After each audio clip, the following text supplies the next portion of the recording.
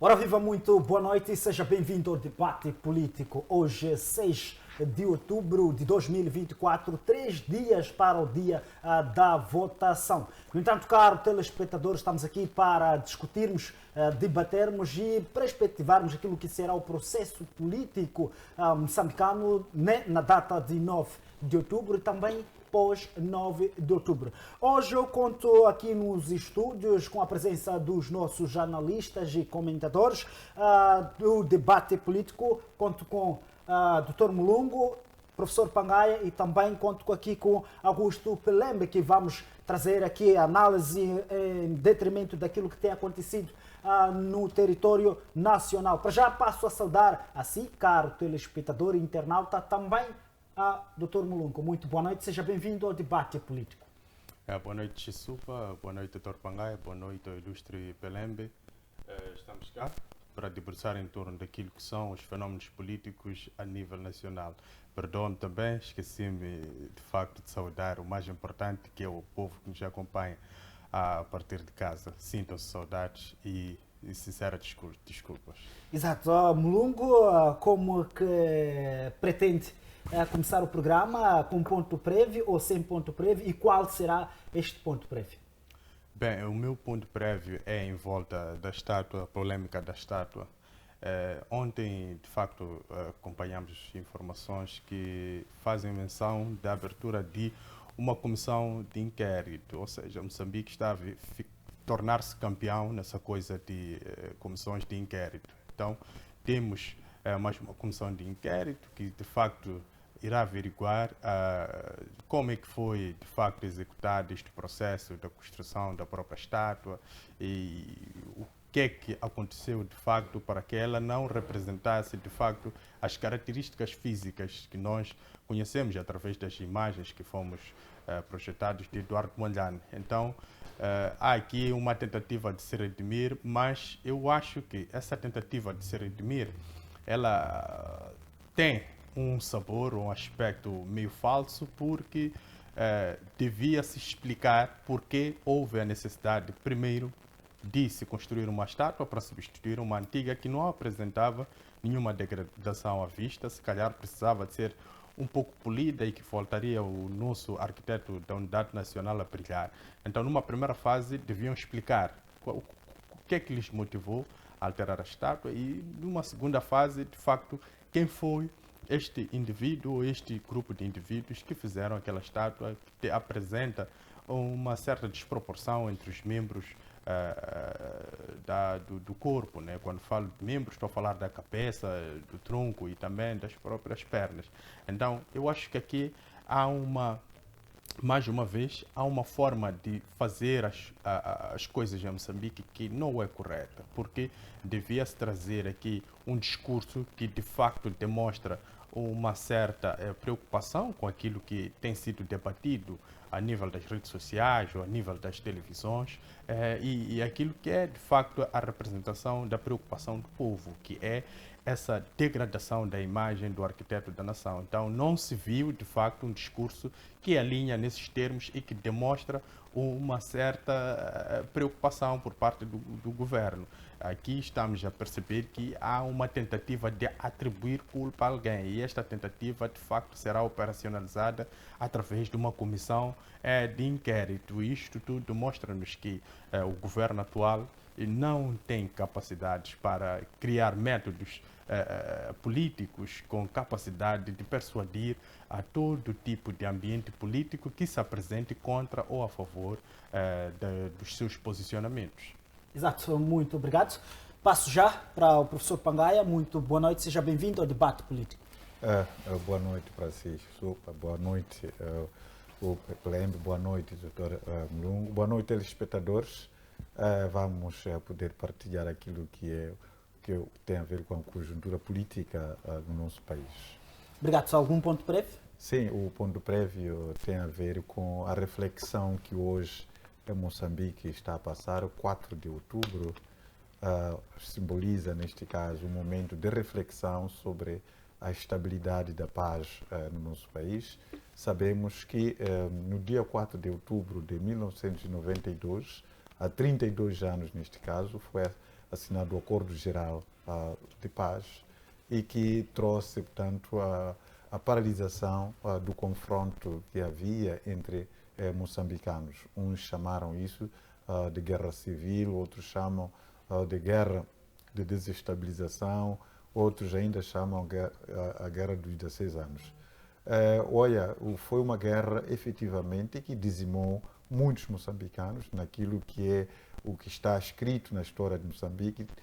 Nessa guerra, 1 milhão de moçambicanos perderam a vida, alguns em frente do combate, outros pela fome que desgraçava o país. 5 milhões de moçambicanos foram deslocados. Tratou-se de um acordo que foi intermediado pela o Santo Egídio, e onde assinaram, eram 4 membros que estavam lá, 2 representantes de Santo Egídio, um que era o Dom Jaime Gonçalves, que era o arcebispo da Beira, e depois tivemos também um representante do governo da Itália.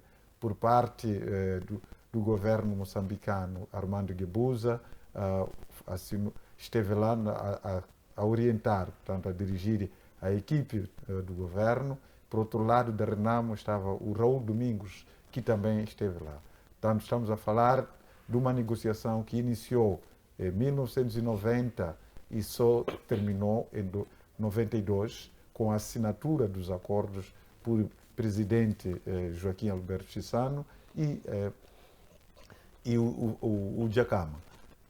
Mas a paz, ela teve seus momentos. 21 anos depois, portanto, em 2012, Afonso Dhlakama volta novamente à antiga base em Santungira, na Casa Banana, devido ao desentendimento com relação à composição da comissão eleitoral, que ele pretendia que houvesse igualdade de tratamento em termos de número de membros na comissão eleitoral entre a Frelimo e a Renamo, e não pudesse incluir mais outros partidos como o MDM na altura. Não havendo consenso nisto, o Afonso Dhlakama rumou novamente para a antiga base e que de lá esteve e começou a perpetrar novos ataques junto, portanto, da Estrada Nacional número 1, na zona centro.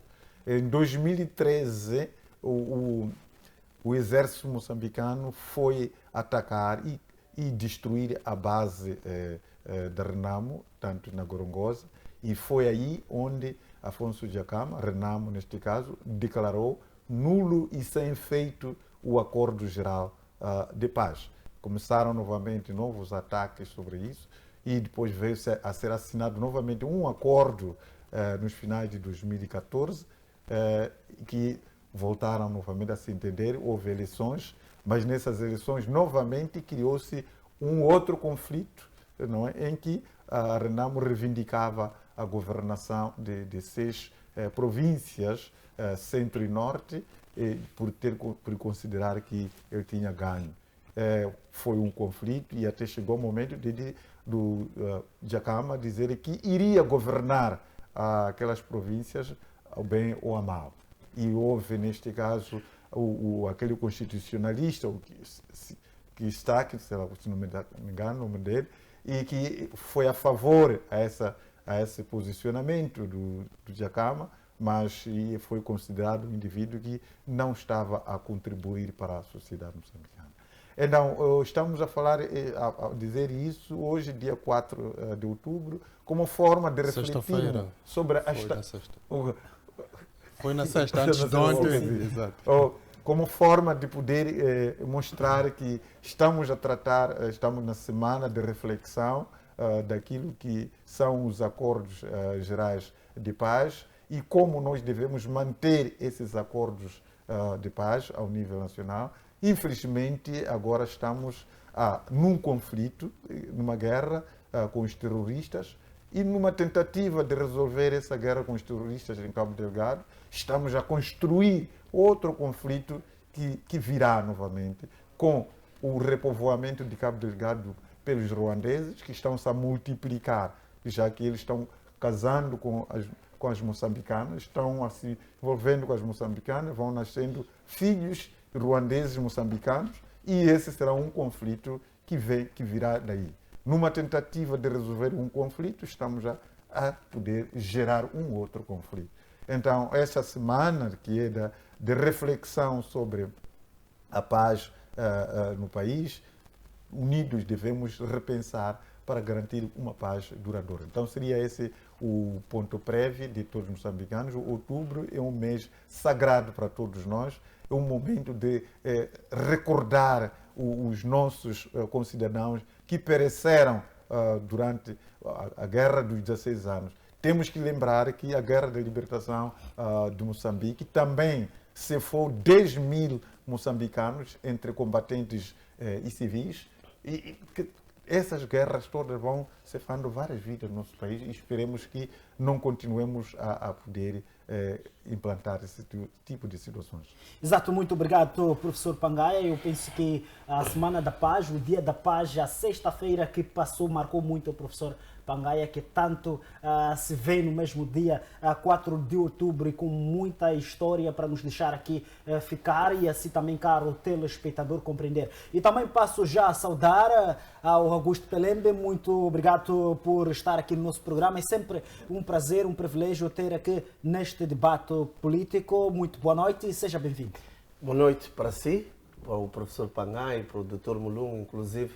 Família Mulungu me é familiar, pois a mãe do meu pai era Mulungu de Nampula, e originária de Nampula, então tenho essa conexão muito forte com a família Mulungu. E em especial aos estimados telespectadores. É assim, eu estou preocupado com a situação da educação em Moçambique, porque o Ministério da Educação veio ao público dizer que está dependente do orçamento do próximo governo para a compra do livro escolar para o próximo ano. Isso me deixa triste e preocupado, porque não sei qual é a intenção do governo da Frelimo para com os moçambicanos. Porque, na minha opinião, não faz sentido um plano, um projeto, um governo que quer um país melhor, que pensa no desenvolvimento socioeconômico de um país, não tem orçamento para a compra do livro para o próximo ano. Ou seja, o que a Frelimo, o governo da Frelimo quer com o futuro dos moçambicanos?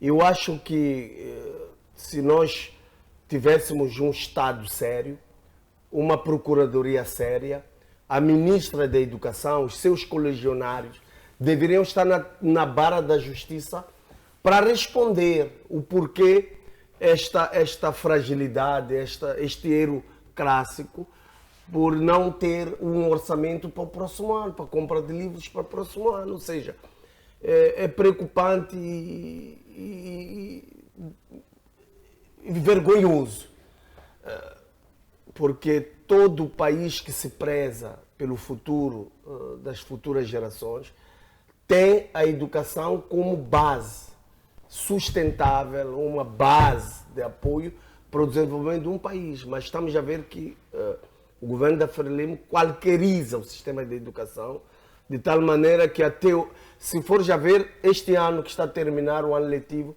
há escolas que ainda não receberam o livro, o ensino público, o livro escolar.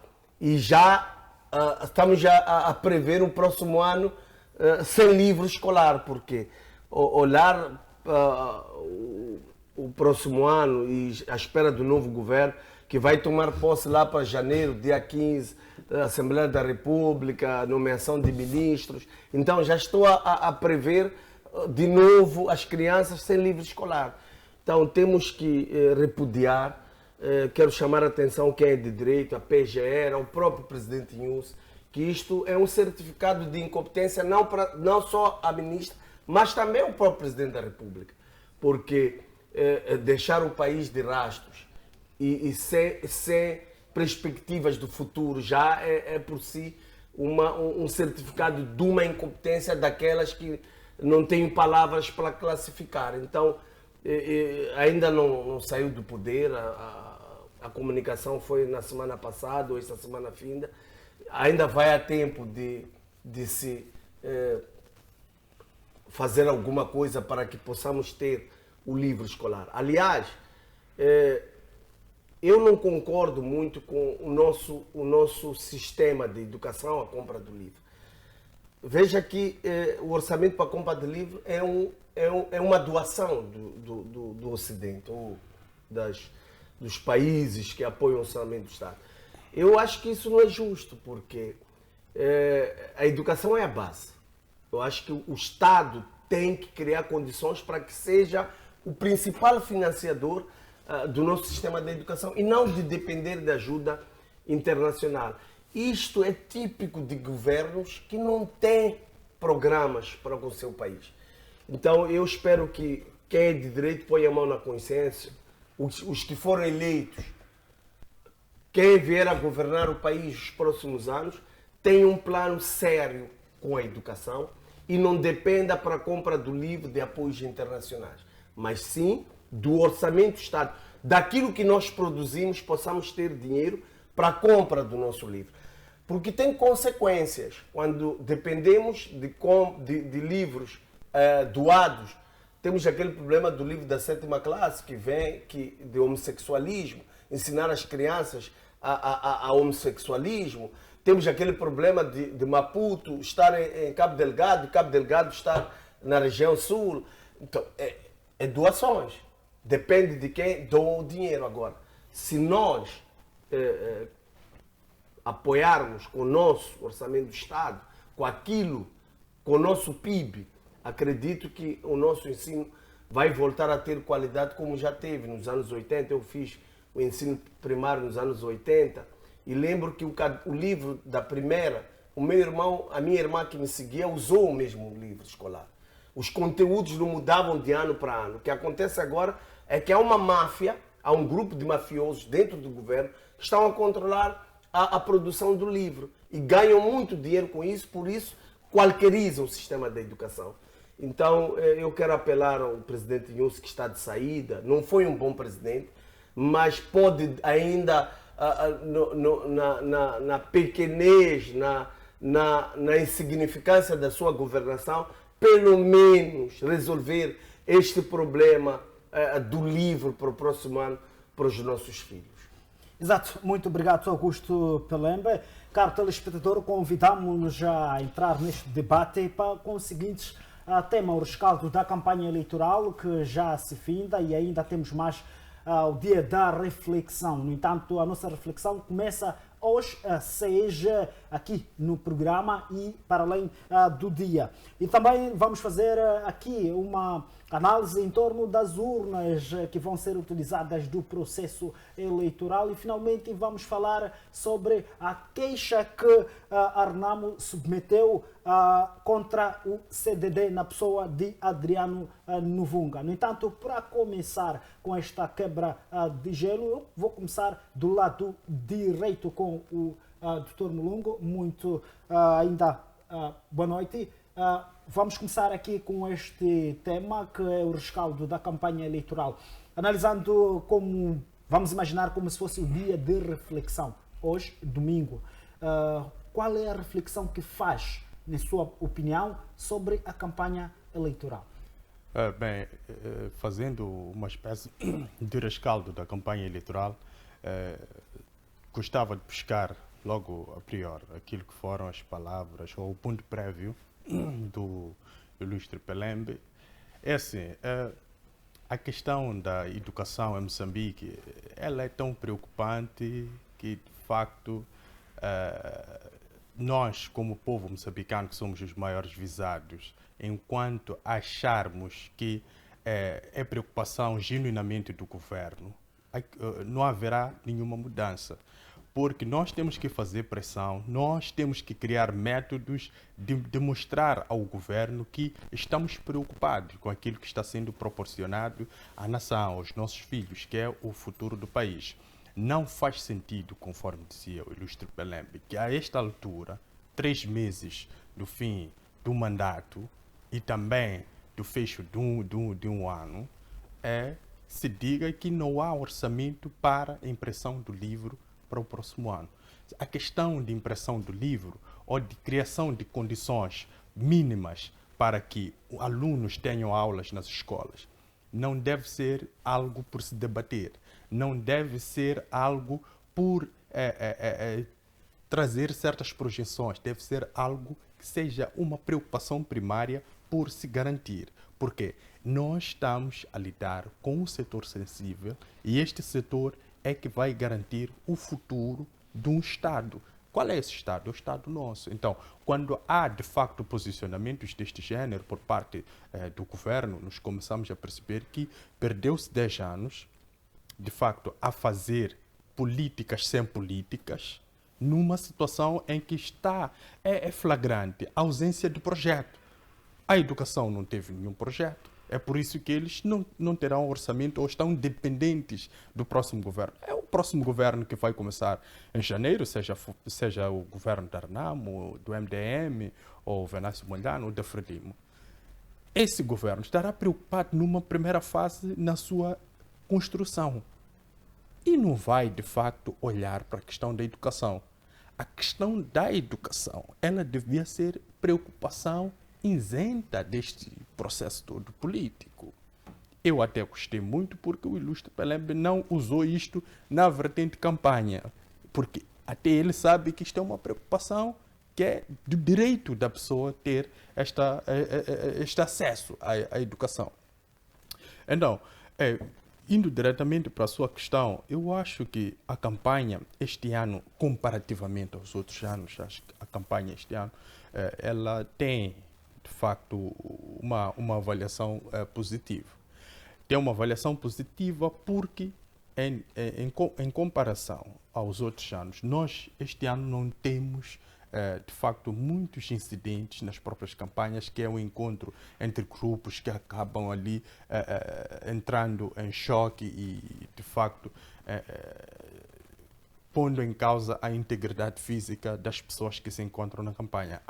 Eu acho que os partidos estão a tentar, de facto, gerir esses cenários, tanto que têm conhecimento de onde cada grupo tem feito a sua campanha, de modo a evitar. É verdade que há coisas que não vai se evitar, porque há pessoas que agem de má fé dentro deste processo. É por isso que tivemos a sede da Renamas, que foi em Nampula, que teve lá panfletos da Frelimo colados na sua própria sede. Mas é verdade que este cenário ela pode ser vista a nível político como sendo uma vitimização. A própria Renam pode ter colado aquilo e chamar a imprensa para fazer um papel de vítima, ou, por outra, de facto, a Frelimo pode ter colado aquilo, porque também não podemos deixar parte. A Frelimo é um partido que sabe muito bem provocar os outros partidos. Então, no meio deste processo, é preciso desconfiar de todo tipo de assunto que é levantado sob o ponto de vista de cairmos na ridicularidade. Então, eu acho que o Suf Momad apareceu, vai fazendo a sua campanha em profundidade, porque ele está apostando muito nas zonas recônditas. E também temos o Venâncio Mondlane, que também fez sua campanha, começou da África do Sul, depois veio cá para a zona centro do país e na última semana esteve, de facto, no norte do país, em Cabo Delgado. Acho que foi a última zona onde ele esteve, foi Montepuez. Depois tivemos também a própria Frelimo a fazer campanha demonstrando a sua capacidade financeira, usando helicópteros, usando viaturas que têm capacidade de entrar em qualquer tipo de zona, mas pecando porque algumas pessoas dentro do próprio partido estavam a usar viaturas do Estado. Então, essas viaturas não podem, de facto, fazer campanha, porque são viaturas que vêm do erário público. O erário público é do cidadão. O cidadão não tem nada a ver com questão de campanha eleitoral. É verdade que ele tem a ver porque é o visado, mas ele não pode, de facto, sofrer aqui uma certa mistura com a questão de projeção de cada partido. E vimos também carros de viaturas da polícia a fazer campanha. Isto é muito feio. É preciso que a Procuradoria-Geral da República, da mesma forma que se posicionou contra algumas figuras ou algumas ações dos partidos da oposição, também tome nota ou tome um certo posicionamento em torno destas anomalias que foram apresentadas por elementos do partido no poder.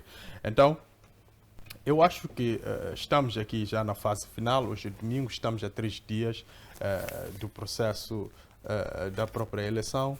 Então, hoje, domingo, de facto, acho que representa o último dia da campanha eleitoral.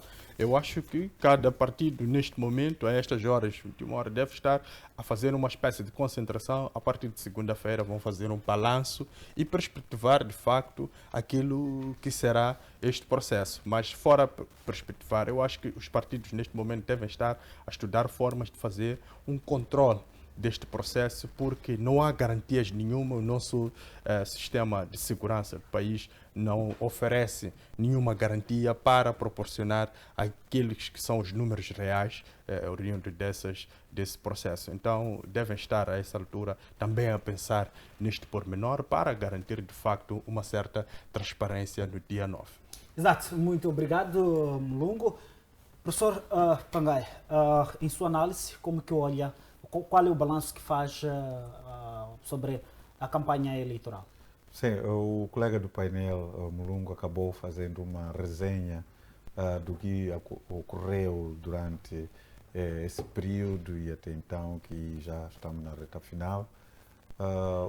Eu senti bastante ver os jovens a sofrer de um ponto para o outro na caça ao voto, mas que depois são esses jovens que amanhã são descartados, não é? Imagino o que está a acontecer com os jovens, não é? Os jovens, eles estão a trabalhar para os partidos políticos e dando poderes a um certo grupo de pessoas, mas logo que estão lá são ignorados.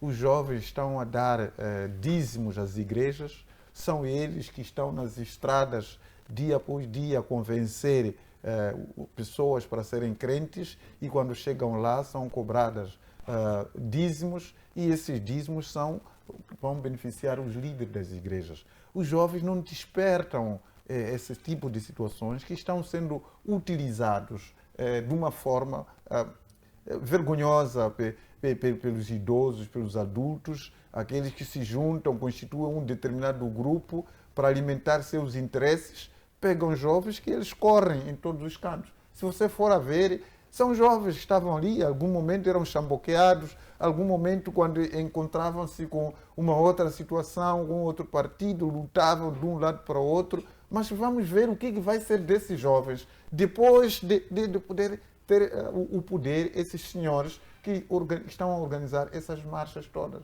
Vimos jovens nas eleições passadas, foram baleadas, mortas, não é? E os organizadores das marchas, das manifestações, estavam ali impunes. Vimos ali jovens nas cadeias, não é? E os organizadores das tais marchas estão aí hoje a passear a sua classe, mas outros perderam a vida. Jovens, exorto-vos para que vocês saibam o que vocês estão a fazer, que ganhos que vocês estão a fazer. Nós não podemos fazer uma coisa dessa como aquilo que acontece com os cães, não é? Nós levamos cães para a caça, chegamos lá, conseguimos apanhar as presas, trazemos, e isso damos ossos aos cães. E esses jovens nem ossos têm. Sinceramente, é uma situação difícil. Eu estou muito triste por aquilo que eu assisti em todos os cantos, para que as pessoas possam alcançar os seus intentos.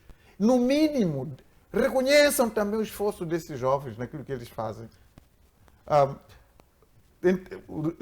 Falando sobre a questão das próprias eleições, nós vimos multidões a acompanhar os candidatos sobre um determinado partido, mas infelizmente nós temos o problema de traição neste país. Havemos de ver que essas multidões provavelmente não vão refletir nas urnas. Vários partidos já podem ter estado enganados com as multidões, de que tem muita gente que os apoia, mas depois vão ser surpreendidos nas próprias urnas. O porquê de tudo isso é a traição. As pessoas acabam indo, pura simplesmente, ou porque eles estão a defender um determinado posto de trabalho que estão lá e, por conseguinte, tem que mostrar que é um apoiador deste, mas daquele partido, mas na hora da verdade estão a poder declinar para outro lado. E é exatamente esse tipo de situações que o exterior, descobrindo que nós, a maior parte de nós somos traidores, somos cobardes, somos incompetentes, usam esses 3 instrumentos para poder sabotar os nossos países, sobretudo os países africanos. Essa questão de traição não começa hoje. Gungunhana foi traído para ele ser capturado pelos portugueses. Quem traiu? Foram nós próprios moçambicanos. Aqui em África, Gaddafi foi traído pelos próprios nacionais, conterrâneos dele, e inclusive alguns países africanos colaboraram para poder trair o indivíduo que queria unificar a África. Dentre vários outros tipos. Então é isso que faz com que as pessoas que estão lá fora consigam penetrar no nosso país e façam o que fazem. Cobardia, por exemplo. Vê em nós, defende uma situação, mas na verdade, quando chega perante as negociações com os credores internacionais, está a fazer outra coisa, está a alienar o país. Então é extremamente difícil nós podermos conceber o que está acontecendo. Mas tudo isso provavelmente está ligado a essa questão da educação que o colega Pelembe aqui estava a dizer. Não é? Enquanto nós alienamos a educação, alienamos inclusive a religião hoje casou com a política, aquela que nós confiávamos que poder dar a educação moral, a ética. Já não é isso. Estamos a ver hoje líderes religiosos a fazerem campanha para um determinado partido. Mas veja só que esse é um líder religioso, tem vários crentes lá. Será que todos os crentes que ele representa ali assim estão aliados naquele partido que ele está a fazer campanha? Isso é uma outra forma de poder destruir as próprias igrejas. Porque ali dentro das igrejas há vários crentes com diferentes ideologias. E se você, líder daquela igreja, começa a poder fazer campanha para um determinado partido, obviamente você está a destruir alguns membros daquela seita religiosa que não acreditam naquilo. As igrejas não podem ser espaço para campanha política, não é? Então, e nós estamos a ver todo esse cenário nauseante que está acontecendo no nosso país, que precisamos de corrigir.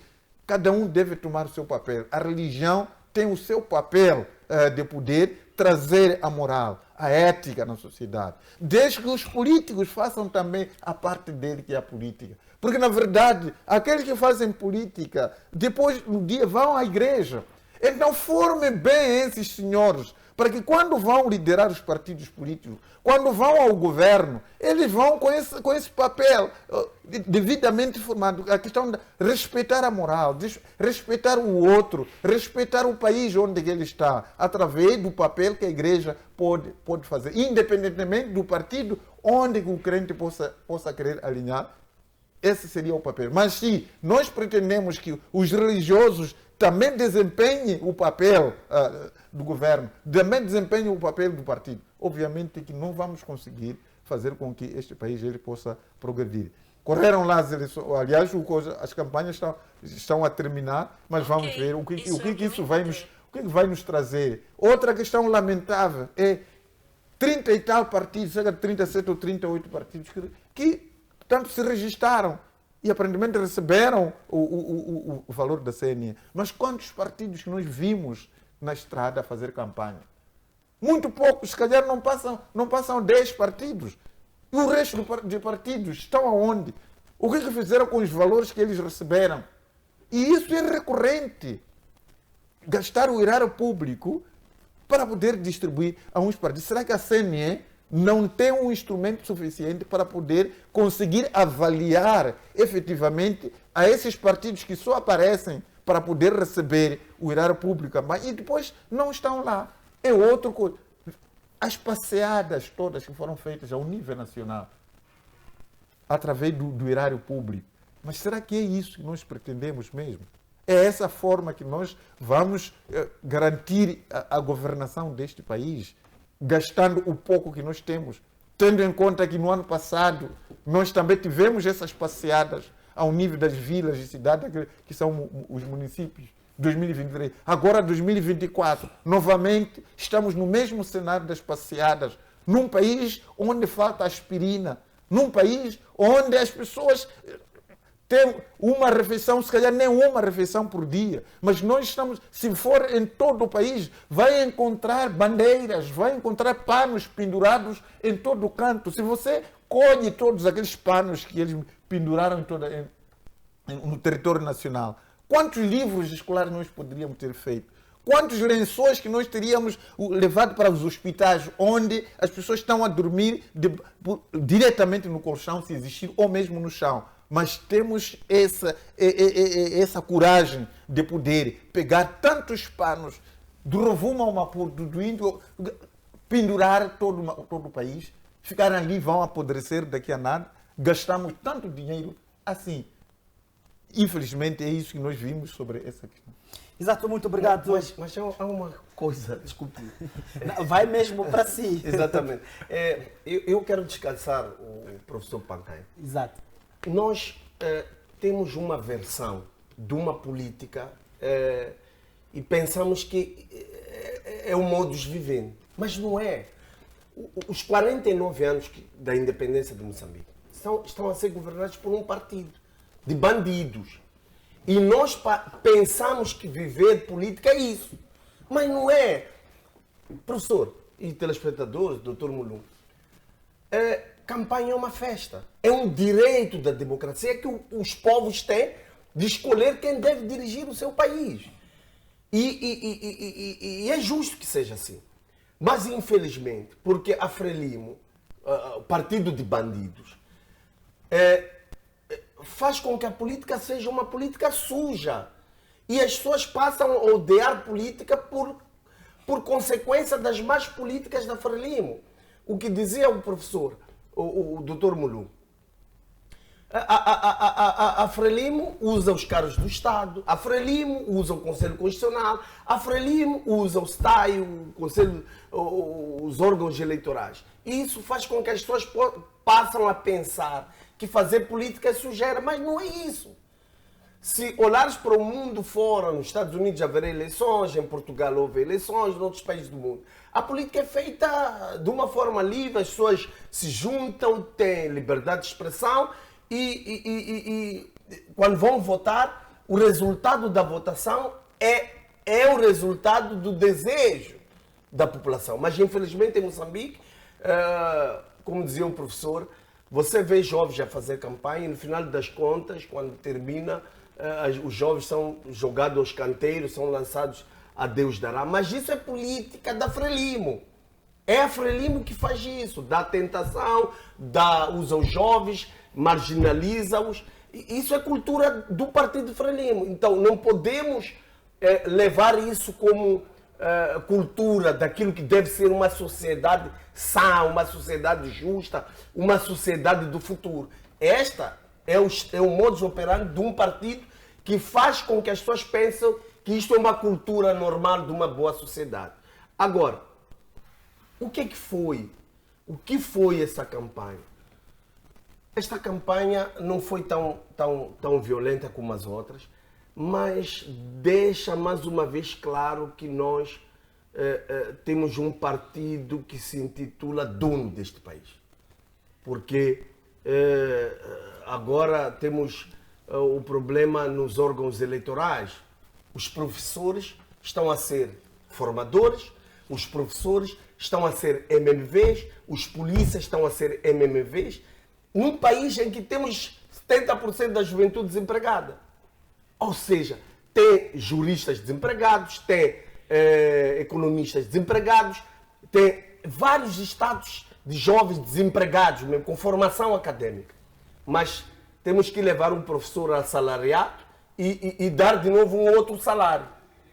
Não sei se está a perceber. Ou seja, está claro que a intenção aqui não é ajudar quem não tem. A intenção aqui é perpetuar a Frelimo no poder, é perpetuar a incompetência, é perpetuar o roubo, é perpetuar a má qualidade de educação, a má qualidade no sistema de saúde, é perpetuar o desemprego na juventude. Porque se o Estado ou quem dirige o país, a intenção fosse resolver os problemas básicos de uma sociedade, os MMVs, os formadores, deviam ser pessoas desempregadas que não fazem nada, que estão aí com currículos sentados em casa. O que dói é que, para ter esse currículo, para ser acadêmico, é muito dispendioso. É caro estudar em Moçambique.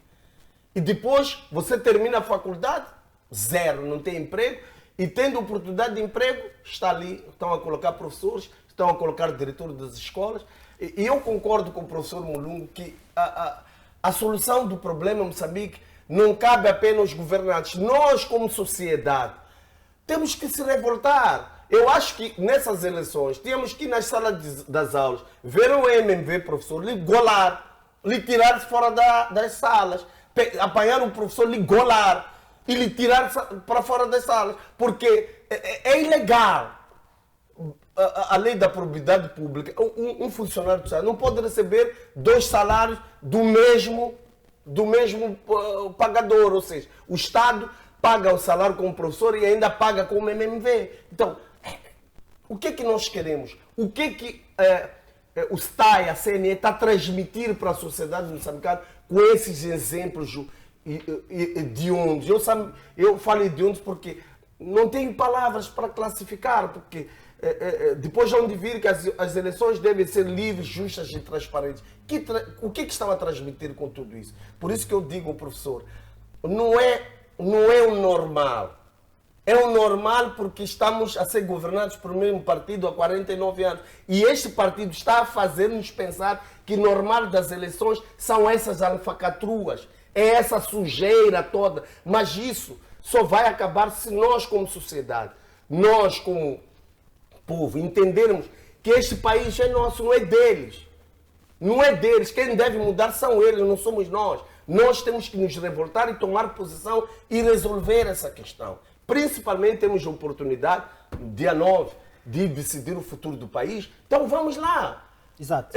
E não podemos desanimar, professor, apesar de todas essas alfacatruas, dos jovens fazer campanha devem fazer porque temos que mudar o país, temos que mobilizar, camisetes devem ser usados, é o erário público, é nosso. Agora, no estado sério, a saúde tinha que estar bem, a educação tinha que estar bem, tínhamos que ir às eleições com a educação bem, com a saúde bem. Não está porque estamos a ser governados por uma máfia. Uma máfia, voltar para trás da estátua, aquilo é uma máfia. É um grupo que sentou, como é que vamos comer dinheiro? Vamos inventar uma nova estátua para dar bolada a um gajo. É só isso. Não há nada ali. É uma máfia, é um grupo de boladeiros, dos negociantes sentaram e desenharam a estratégia. Vamos mamar taco, vamos criar estátua. Quanto é que vai ser? 20 milhões. 20 milhões está bom. 5 vai para Estado, 5 vai para a ministra, 5 vai para a News, 5 vai para ali. Só isso. Exato. E comeram taco. Porque não faz sentido. É uma máfia. Agora, as eleições vêm aí, terminamos hoje a campanha eleitoral.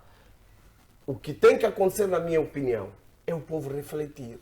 Acima de tudo, promessas foram feitas. Mas quais são as promessas fazíveis?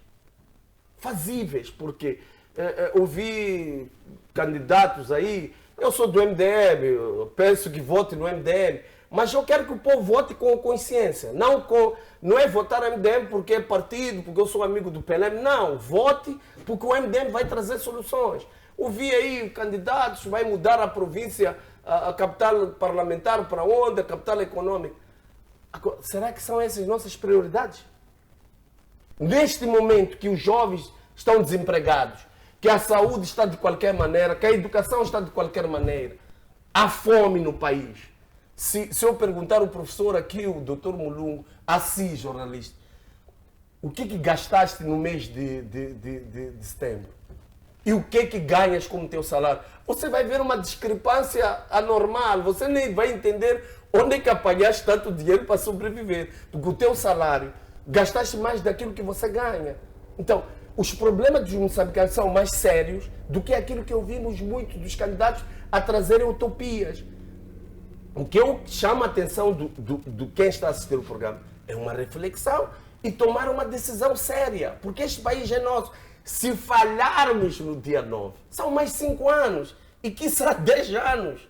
Não, o News veio com promessas de um país melhor, foram 10 anos de uma desgraça daquelas que não tem nome para classificar. E se voltarmos a falar, vamos voltar a ter os mesmos problemas. Então, em suma, o que eu tenho para dizer aos moçambicanos é: vamos ao dia 9 com uma reflexão bem feita e tomarmos uma posição que vai resolver o problema do nosso e das futuras gerações. Sabes, eu tive a oportunidade de fazer campanha na Europa por esses dias. Voltei esses dias. E eu conversava com brasileiros, portugueses, franceses, holandeses, sobre o processo eleitoral. Eles diziam: olha, aqui os políticos roubam. De 0 a 90, roubam 10%. Os vossos, de 0 a 90, roubam 89,9%. Por isso que a África está assim. Não pensam nas futuras gerações. Então, é esta reflexão que temos que ter. Ao irmos votar um Chapo, a irmos votar um Lutero Simango, a ir votar um Sufumada, a ir votar o Venâncio Molhado, qual é o futuro que nós queremos de Moçambique? Queremos as mesmas coisas? Queremos viver voltarmos a ter os 49 anos? Os nossos filhos estudarem, terminar o ensino superior, como dizia, muito caro, ficar em casa, com um diploma em casa. Eu, quando estudei, meus pais diziam: estuda para nos ajudar. Agora eu tenho que deixar de comer frango melhor durante os 30 dias para financiar o estudo da criança, que é caro, para depois, quando ele termina e continuar a sustentar, ele vai ter namorado, eu sustentar a ele, a namorada dele, e ainda continuar a ter um quarto para ele viver em casa. Então, exato. Pelembe, eu queria aproveitar mesmo o fio de pensamento do professor Pangaia, que trouxe aqui um aspecto muito importante, que é a questão da participação dos partidos políticos. Quase cerca de 37 ou 38 partidos políticos ficaram inscritos na CNE para concorrer a esta corrida eleitoral do dia 9. Mas o que se verificou foi a ausência de vários e muitos partidos políticos ficaram ausentes nesta corrida, salvo se aconteceu em alguns pontos que não conseguimos aqui destacar. Como que olha para a questão da distribuição? Imaginemos que temos cerca de 30 e pouco milhões de habitantes no território nacional, e olhando para aquilo que são os números de eleitores, das pessoas que poderiam participar para que um partido fosse inscrito, pessoas com esta qualificação de apoiar, que são um pouco menos de 10 mil assinaturas para cada partido político para poder se inscrever.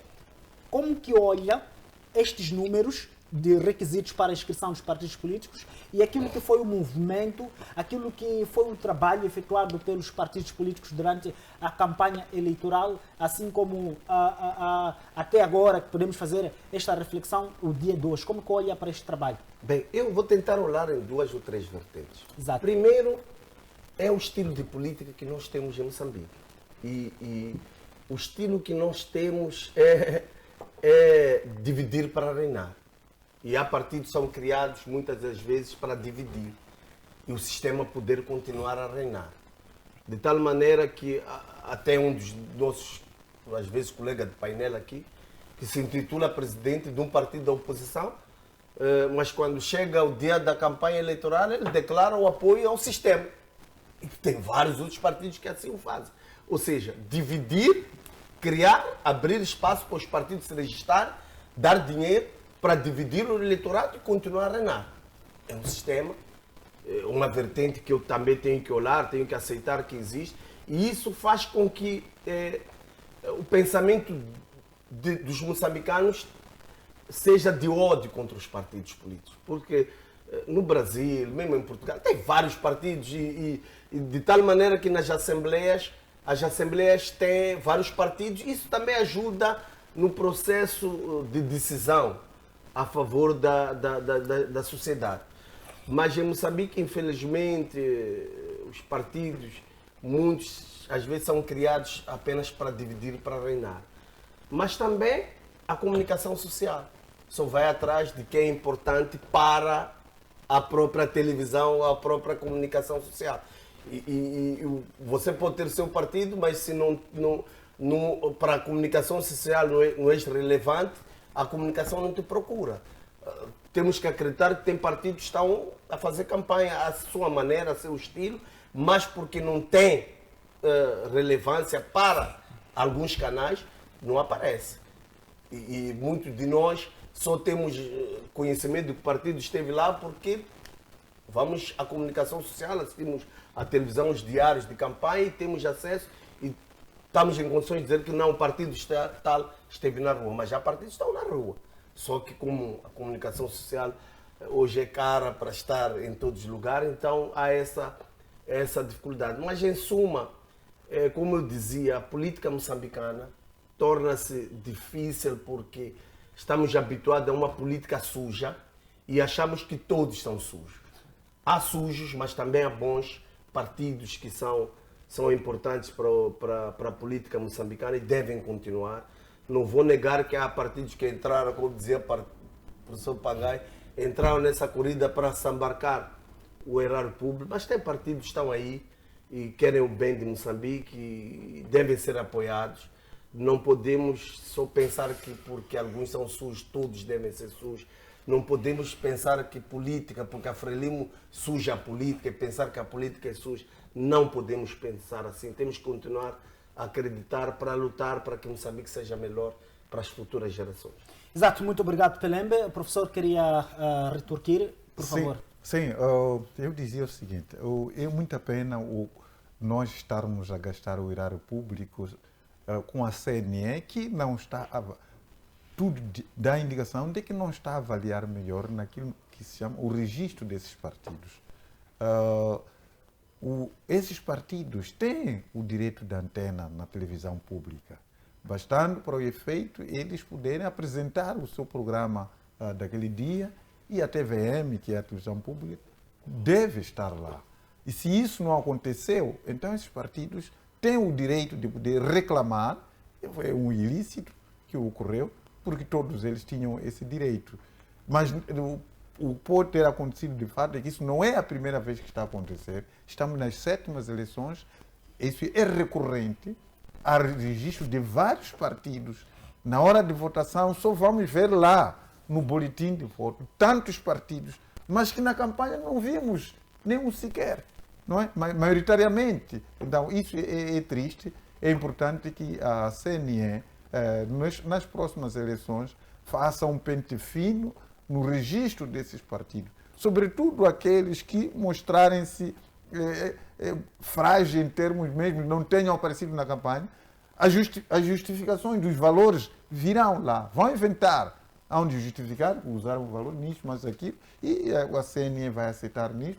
Próximas eleições voltarão a se inscrever e assim vão fazendo o seu dinheiro, nem que sejam 500 mil, 1 milhão de meticais que receberam, já é suficiente para poder sobreviver durante os anos subsequentes, e vai fazendo assim a vida. Isso não pode acontecer. Agora, o outro problema, para que a sociedade ela possa efetivamente intervir e tenha o poder de garantir as mudanças do país, era necessário que nós nos unifiquemos de fato. Essa partidarização, essa divisão que o partido tem, que o país tem, dificilmente pode haver união aqui para poder desenvolver mudanças no país, tendo em conta que estamos em frições de vários grupos, não há entendimentos aqui. Se nós pudermos ver cada um o que está a acreditar, e para podermos vir naquilo que é o comum, queremos a educação do país, cada um está embutido numa ideologia da educação que ele pretende. Queremos a saúde. Quando nós vamos tentar buscar o consenso, vamos encontrar que há divergência de interesses. Como é que nós vamos chegar no momento em que nós vamos trazer o bem comum para todos nós? Obviamente que não. É essa questão que estava a dizer, que temos aqui, fomos divididos para sermos reinados, por simplesmente. Enquanto nós não estivermos unidos, dificilmente nós vamos buscar o bem comum aqui. As próprias igrejas, igualmente, também envolveram-se nisto, que deveriam ajudar a sociedade moçambicana a poder sair desse cenário. Também estão lá, também querem governar, estão a abandonar o seu poder espiritual para o poder material. E para onde nós vamos com isso? Mas eu acredito que tenho esperança que este país, dia após dia, está tendo a visão, os jovens estão a ter a visão, são eles que têm a capacidade de poder mudar o cenário que nós estamos a ter aqui. E já estão a aparecer iniciativas em África. Não é? Dia após dia nós estamos a acompanhar aquilo que está acontecendo nos países do Sahel, as mudanças que ocorreram no país do Sahel e os valores acrescentados que aqueles países estão a ter.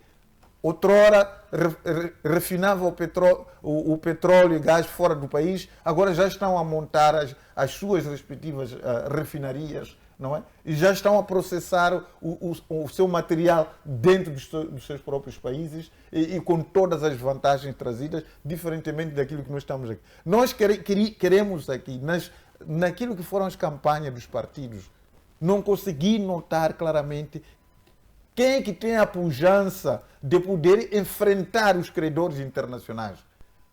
Por que disso? É que maioritariamente estão presos com esses patrões. E sendo assim, não haverá como de poder defender a soberania. Estão ali para poder representar interesses desses patrões que estão a investir nessas campanhas. No lugar de poder, quando ganhar, ter que vir defender a sociedade. Vão defender a esses lobistas. E, inclusive, alguns são empresários nacionais que estão a investir nesses partidos. E eles não estão a gastar, estão a investir. Porque depois de conseguir o partido que eles estão a apoiar ganhar as eleições, vão influenciar nas políticas públicas, vão influenciar também em conseguir contratos para a realização de obras. Porque nós sabemos que é o governo que lança concursos para a realização de várias obras aqui assim. Então, alguns empresários nacionais e estrangeiros estão neste momento envolvidos nas campanhas para quando o respectivo partido ganhar as eleições, logo no lançamento de concurso, ser privilegiado. E daí má qualidade das obras que nós temos estado a ver aqui. Como é que você vai poder chumbar a obra de alguém que financiou a sua campanha, não é? Esteve desde o primeiro dia até então. É essa a questão. Estão presos nesses doadores e por conseguinte, a população está aí. Exato. Obrigado, professor Pangaia. Doutor Mulungu, como que olha para o posicionamento dos dois colegas do painel? Bem, eu acho que há uma dificuldade que o povo moçambicano está tendo, de certa forma, conseguir dividir o Estado do partido Frelimo. O que acontece é que embutiu-se na cabeça dos cidadãos nacionais que aquele que peleja contra o partido Frelimo peleja contra o Estado. Então, esse ambiente criou uma espécie de inimizade com o surgimento de novos partidos, ou seja, os partidos que iam surgindo, de facto, iam sendo olhados como aqueles que estão, de facto, a tentar arrancar o poder do Estado, que é a Frelimo, por causa desta dificuldade que as pessoas têm de dividir a Frelimo, a Frelimo, o partido e o Estado.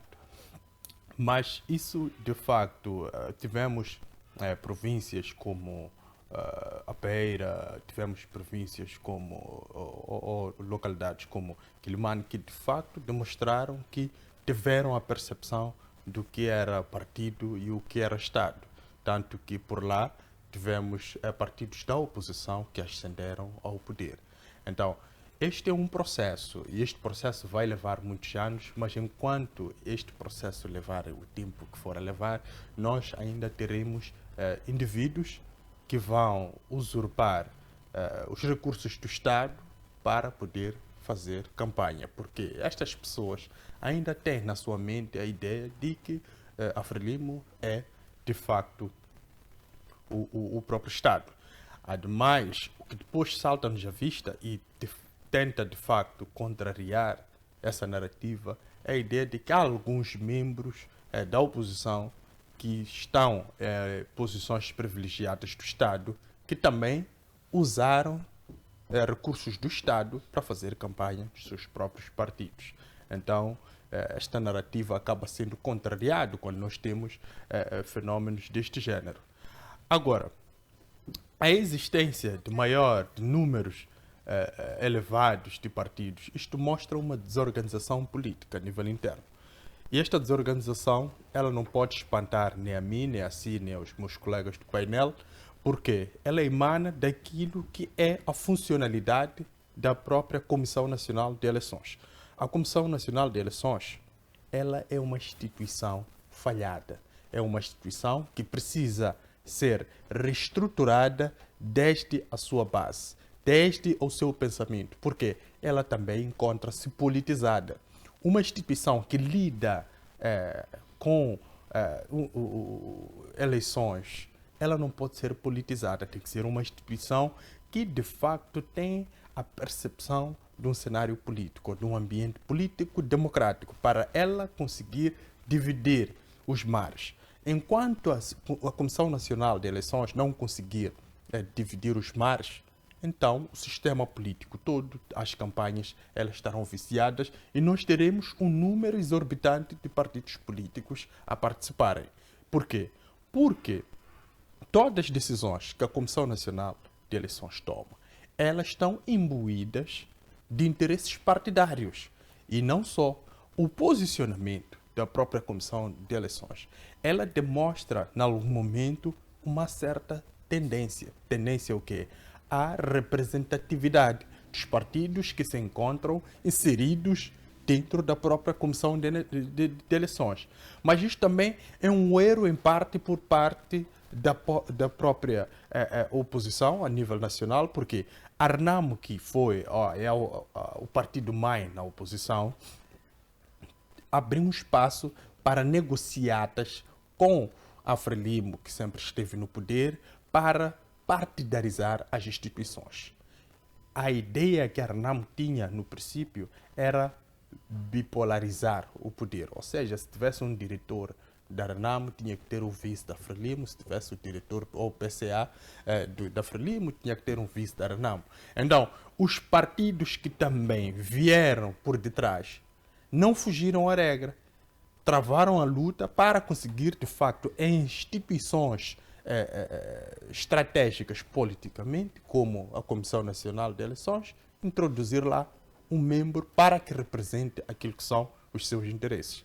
E este é o processo que vai desgastar a Comissão Nacional de Eleições e vai trazer toda a sujeira, como fala o ilustre Pelembre, da política a nível nacional, porque nós estamos a conseguir trazer aqui posicionamentos que façam ou que nos dê a percepção de que há, de facto, uma imparcialidade na nossa política. Se for a pegar também o próprio Conselho Constitucional, também tem juízes da RNAM, tem juízes da Frelimo, depois tem um e outro que aparentemente é neutro. Na política ninguém é neutro.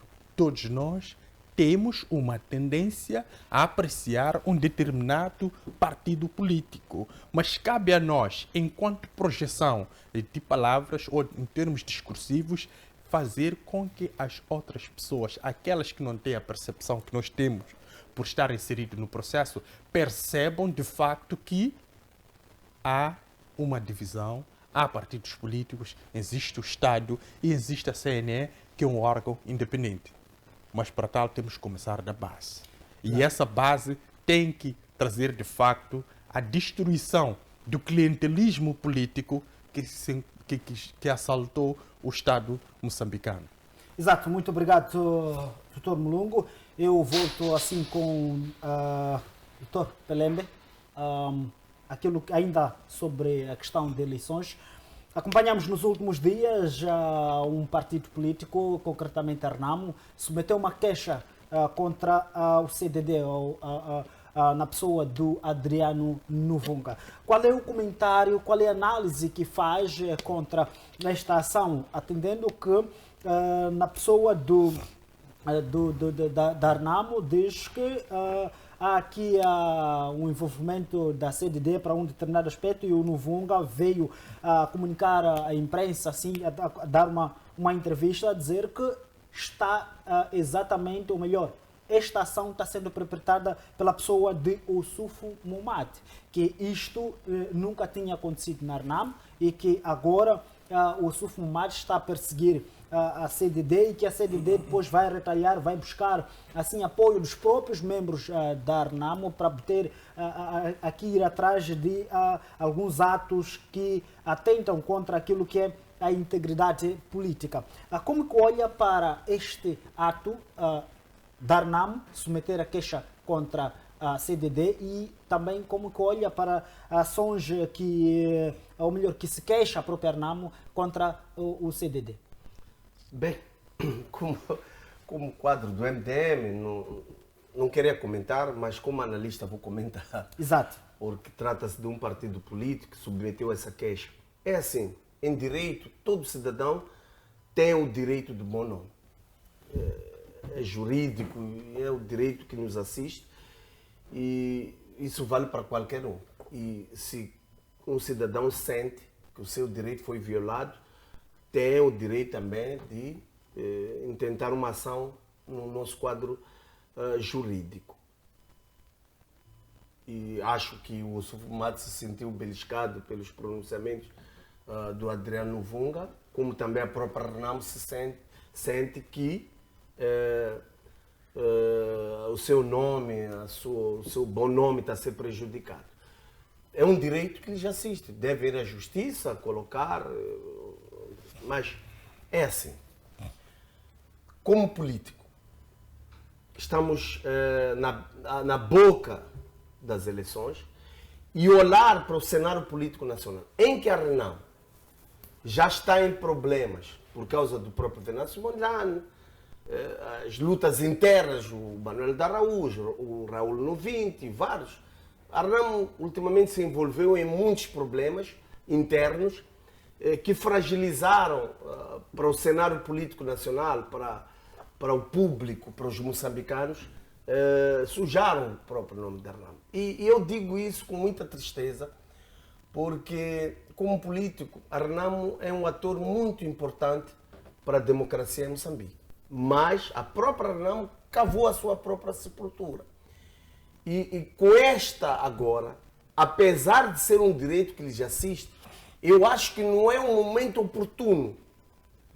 E principalmente quando se ataca uma figura que nem o Novunga, que sofre de amores com a sociedade moçambicana, porque ele conquistou esse direito, ele é um defensor das causas do povo, e o povo gosta de quem defende os seus direitos, e a Renam aparece de forma propositada ou não, mas na minha opinião errada, neste momento crucial que os moçambicanos vão decidir o futuro do país e a Renam precisa do voto dos moçambicanos, a atacar Adriano Novunga.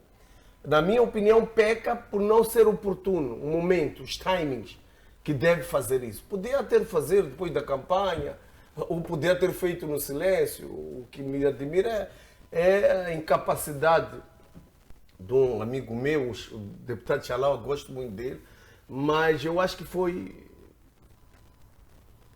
uma falta de uma leitura, de olhar os timings, de olhar a altura do fazer. E, na minha opinião, foi um tiro que vai sair pela culatra, porque vai magoar muito mais todos os seguidores de Adriano Novunga, vai magoar ainda mais aqueles que já estavam magoados por causa daquilo que fizeram com o Venâncio Mondlane, tratamento que deram. Então, são vários cenários que vamos ver aqui depois desta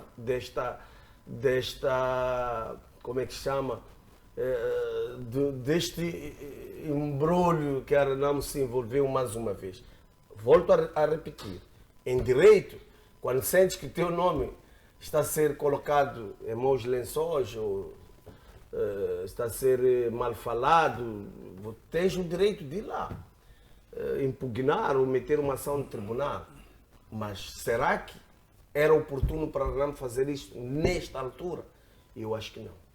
Exato, professor Pangai, é possível responder à questão do Augusto Pelembe? Será que o momento foi oportuno, uma vez que houve esta rixa? E ainda assim, o Adriano Novunga promete mobilizar os membros da RNAM a trazer aqui, a expor condições para poder ir contra esta queixa. Foi oportuno ou será uma estratégia da própria RNAM que podia fazer parte aqui da campanha eleitoral?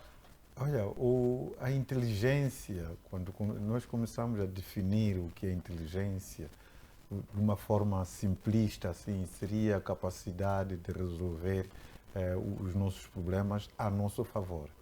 E não sei se eles acreditam de que isso vai poder criar condições para poder devolver a imagem do partido, a imagem do Sufo Momade, ao interpor essa queixa, entre várias outras coisas. Olha, infelizmente, de fato, têm aparecido esses erros de palmatória em momentos cruciais. Não é que a Renamo ela sempre foi. Vejamos o que aconteceu, estávamos a falar, estamos na Semana de Paz. O Raul Domingos, ele ficou 2 anos a liderar a equipa de negociações para o Acordo Geral de Paz em Roma, na Itália, junto do Armando Emílio Guebuza, que também estiveram lá, o Armando Emílio Guebuza, a liderar a equipe do governo, da Frelimo. Esses dois tiveram sortes diferentes. Armando Emílio Guebuza, quando veio a ser o presidente deste país. O Raul Domingos, quando veio a ser expulso do partido. Depois de tanto esforço que ele fez também. Não sabemos, não queremos dar razões a este, mas aquele, dentro dessa questão. Mas a expulsão de Raul Domingos. Raul Domingos saiu da Renamo com um determinado eleitorado que tinha naquele momento. E desta vez, novamente, está a acontecer com o Venâncio Monjane, que é um membro, que era um membro sênior da Renamo, que também se retirou através mesmo, retirou-se de uma forma, entre aspas, foi expulso praticamente pelo fato de não ter aceito. Ele correu atrás para fazer parte daquela reunião que foi realizada lá, que é chamado de Congresso de várias coisas. Não lhe deixaram entrar e agora está aí em pé de igualdade com o Sufo Momade a concorrer às eleições. Não são erros de palmatória que efetivamente a Renamo tem estado a poder perpetrar em momentos cruciais que só lhe dão coisas. Tivemos aquela questão do DDR, do Mariano Nhongo, nas eleições passadas, e o último momento o Mariano Nhongo veio por se sentir mal naquilo que é o seu direito, veio ali a declarar, a exortar os membros da Renamo a não votar na Renamo, e vimos como que foi os resultados. Então, sempre assim, algum pecado que esse partido deve ter cometido para que isso ocorra, e até enviou, quer dizer, são coisas que nem dão para comentar. Exato, muito obrigado, professor Pangai. Mulunco. Bem, eu às vezes, quando faço as minhas reflexões, eu começo a olhar para a Renamo como o nosso Estado. Ou seja, o nosso Estado como tal não, o nosso governo. Ou seja, há momentos em que podia, se calhar, o governo ter se posicionado de uma forma e se posicionou de uma outra contrária, uma impensável.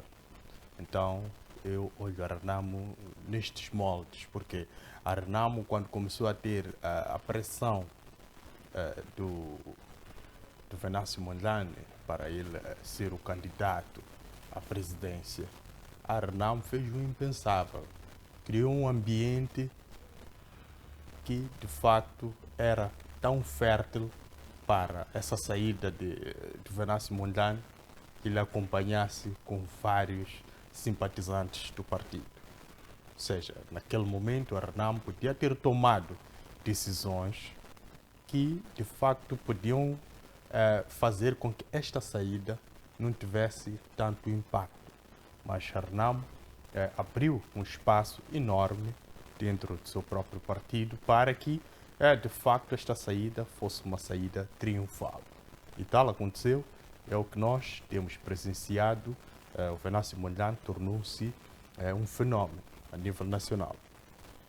Então, quando ouvimos, depois de quase uma semana ou uma semana e meia de desaparecimento do Ossuf Momade no princípio da campanha eleitoral, ele aparece com uma vassoura e, na sua aparição, diz que desta vez não vamos aceitar negociar. Significa que, em termos de discurso, este candidato não consegue, de facto, alinhar os timings com o seu discurso. Ou seja, quando ele diz que desta vez não vamos aceitar negociar, ele está a confirmar, de facto, aquilo que se especulava na asta pública, de que o Ossuf Momade tem o hábito de negociar os resultados com o partido no poder. De tal forma que ele não foi muito interventivo ao quando das marchas, tanto do deputado Muxanga na Matola e também de Venâncio Mondlane na cidade de Maputo. Então, o que significa que ele já tinha um conhecimento de que a vitória ou a derrota era certa e que, de facto, ele já tinha negociado e tinha o resultado na mão e tinha, de facto, também alguma coisa ou um ganho advindo desta sua decisão. Então, quando ele diz que desta vez não vamos aceitar negociar, significa que ele confirmava tudo isso que se especulava em torno da sua figura. E mais ainda, quando aparece num momento de campanha eleitoral, como dizia o ilustre Augusto Pelembe, na boca mesmo da eleição, abrir um processo contra Adriano Novunga, aquele que é visto pelo Estado moçambicano como sendo o procurador, como sendo o juiz, como sendo o advogado, aquele que está preocupado com a causa ou o bem-estar social, ele consegue, de facto, abrir um processo contra esta figura. Significa que ele está a agir como indivíduo. Como indivíduo, ele sentiu-se, de facto, prejudicado, porque tem direito ao bom nome, mas, em termos políticos, está politicamente incorreto.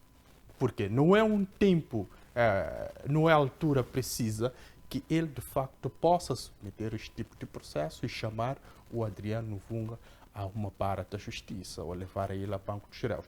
E outra coisa é que o Adriano Novunga pode afundar ainda mais nesses 2, 3 dias que temos de compasso de espera para o processo de votação.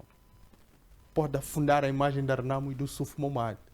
Ele pode trazer aqui discursos que, de facto, diabolizam, de certa forma, e instrumentalizam o público àquela esperança daquele público que ainda tinha esperança na Renamo, que seja ela desviada para um outro candidato. Então, eu acho que a Renamo, quando tem a possibilidade de definir o tempo correto para agir e o método correto para usar nessa sua ação, ela tem errado muito, tal como tem feito o nosso governo. Nosso governo também podia, de facto, não ter feito a estátua de Eduardo Mondlane, não ter dado o nome do Presidente da República ao aeroporto de Chongqing, não ter dado também o nome do Presidente da República ao quartel da Polícia de Intervenção Rápida. Então, são coisas que o governo podia, de facto, ter evitado. Não ter falado também da situação de 3 refeições para os moçambicanos, não confundir as pessoas sobre o assunto de My Love e dizer que cada família tem 4, 3 viaturas nas suas residências. Isto tudo demonstra que o governo não tem a percepção dos timings, de tal forma que a Renamo também não consegue ter esses timings e esta percepção para poder se posicionar na praça política. É por isso que a minha maior esperança é que a partir de janeiro nós tenhamos um governo, seja de qual partido for, que tenha pelo menos, no mínimo, a capacidade de perceber os ambientes e se posicionar de uma forma correta nesses ambientes. pode ser somente em termos discursivos. E isto, para mim, já será um avanço. Agora, em termos de ação, isso será um outro assunto, porque as ações, elas são dependentes de vários fatores, enquanto que o discurso não depende muito, muitas das vezes, destes vários fatores. Depende muito da percepção e da capacidade intelectual do grupo que acompanha estas figuras. Exato, muito obrigado. Augusto Pelembe, nós estamos já na reta final do nosso programa. Queria uma capacidade de síntese. As últimas considerações para o presente debate. Bem, é o último dia da campanha, pedir votos para o meu partido MDM. Em exemplos de boa governação, sem puxar a sardinha para a minha brasa, o MDM é especialista. Na cidade da Beira, na cidade de Quilimã, na cidade de Guru e na cidade de Nampula, nós deixamos a nossa marca de boa governação. Por isso quero pedir com que todos os moçambicanos votem no MDM, votem no Lutero Simão e votem, principalmente os que estão na província de Maputo, votem no MDM. A Fátima Mimbira é a nossa candidata a governadora. Votem no MDM, votem para que Moçambique seja melhor, porque a governação do MDM incide no povo, incide na solução dos problemas do povo. Por isso, quero pedir o seu voto, a sua reflexão num Moçambique melhor para as futuras gerações. Muito obrigado, Pelembe. Professor Pangaia. Dizer que a sociedade moçambicana unificada, vamos juntos procurar a solução do país, por forma a que não continuemos numa situação de fome, doenças, educação de qualidade. Nós precisamos de tudo isto, mas a unidade nacional vai permitir com que nós possamos efetivamente ultrapassar a esse cenário. Gostava que nos anos subsequentes nós não estejamos a discutir problemas de fome, estejamos a discutir outro tipo de problemas do que é o desenvolvimento efetivo deste país. É vergonhoso que, em pleno século XX, nós estejamos ainda a discutir a falta de comida no nosso seio. Muito obrigado, professor Pangaia. Dr. Mulungu. Bem, eu queria, de facto, exortar a todos que participaram do licenciamento, que têm a possibilidade de votar, todos nós aderirmos em massa a este processo, porque, de facto, este processo trará os nossos próximos 5 anos e vamos votar com consciência, votar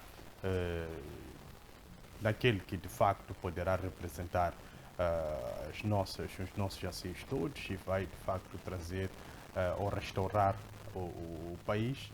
É por isso que chamo a todos, moçambicanos e moçambicanas, para que não sejam alheios a este processo. Aquele que não puder votar por si, pode votar pelos outros, pode votar no momento a pensar no sofrimento das outras pessoas que ele cruzou-se durante esse tempo todo. Vamos votar e vamos, de facto, participar em massa, porque este é o nosso momento. Exato, muito obrigado. Agradeço de igual modo a presença de todos os convidados, assim como a caro telespectador que nos acompanhou neste espaço de debate político. Agradecemos também a todos aqueles que têm nos apoiado de forma incondicional para que este debate venha ao ar. Também pedimos a si, caro telespectador, que possa conceder perdão àquele seu irmão moçambicano que falhou consigo. Afinal de contas, o que tem acontecido é que 999 acertos, nenhum elogio, mas também quando é um erro, são 1000 condenações. Muito obrigado. Ficamos por aqui com promessas de voltar no próximo domingo. Até a próxima.